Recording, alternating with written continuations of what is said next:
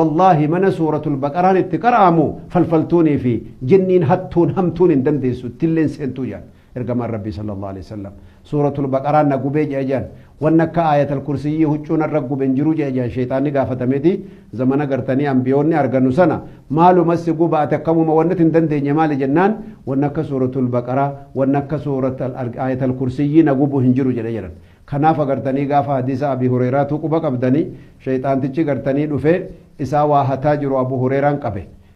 جنين بيتني سورة دداتك أيرمتي بوفتاتي من نماسينتي كناف شريع الربي بوفا من التقرتن شوفنا الجيسنا جين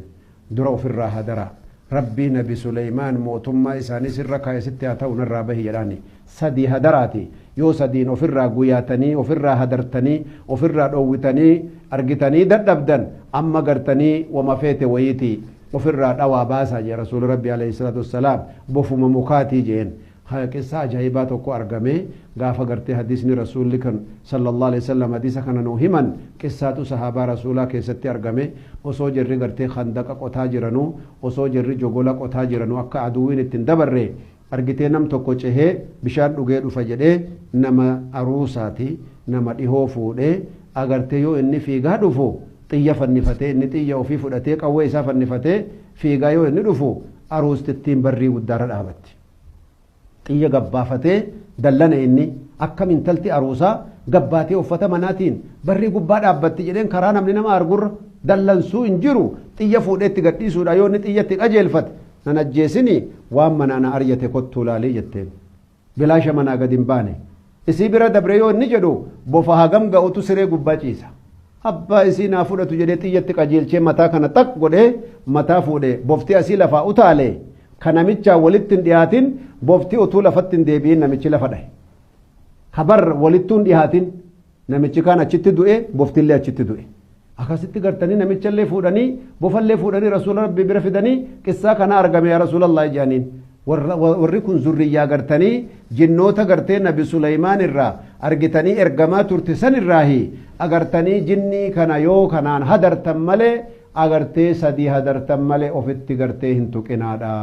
jechaan akkasit dhufe jechuu buleeyyan imaana idan jinniin bakka hundatti gartee sharafamtii of jijjiirti waan ta'eef nama fakkaatee sit dhufa saree fakkaatee sit dhufa abbofa fakkaatee sit dhufa kanaafuu azkaarrinii fi qiraa'aan agartanii barbaachisa amma nama fakkaateeti halkan san temira zakaa abu hureeraa walit qaban san ka gartee rasuulli bor dhufee miskiinaa qooduudha zakaa guyyaa kana magaalaa kana keessaa guuranii bakka tokkotti gartee ofitti walit guuranii lafa kaan san dhufee halkan hammaarrataa arginaan dhab godhee qabe hattu eessaa deemta halkan dukkanaan jedhee qabnaan aboo ilmaan qaba warra qaba miskiinummaan na jira homaa mana keessanaan jirani na dhiisi kaa jedheen silaa horiin horii zakaati silaa hukum miskiina edanuma waan nyaatu dhabe jedhee garaa laafee abu hureeraan gad dhiise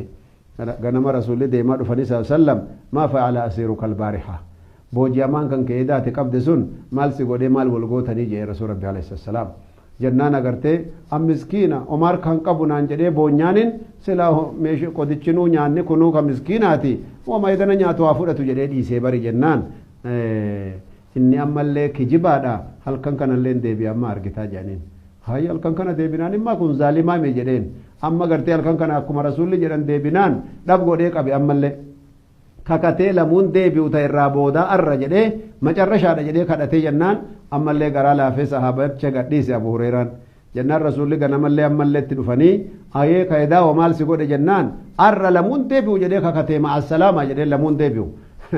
argitee kijibaadha ammasitti deebi'anii agartaa jedhanii rasuul rabbi alayhi salaam hoggu kana agartee halkan sadaffaa deebi'e namichi halkan sadaffaa hoggunni deebi'u arra wallaahi la arfa'annaka ilaa rasuulillaahi sallallahu alayhi wasallam hagar rasuula bira si geessu yoo ansi dhiise fuudhee gartee hudhee asii qabee dabarse hoggunni harkifataa jiru jennaan abboo mistira sitti hima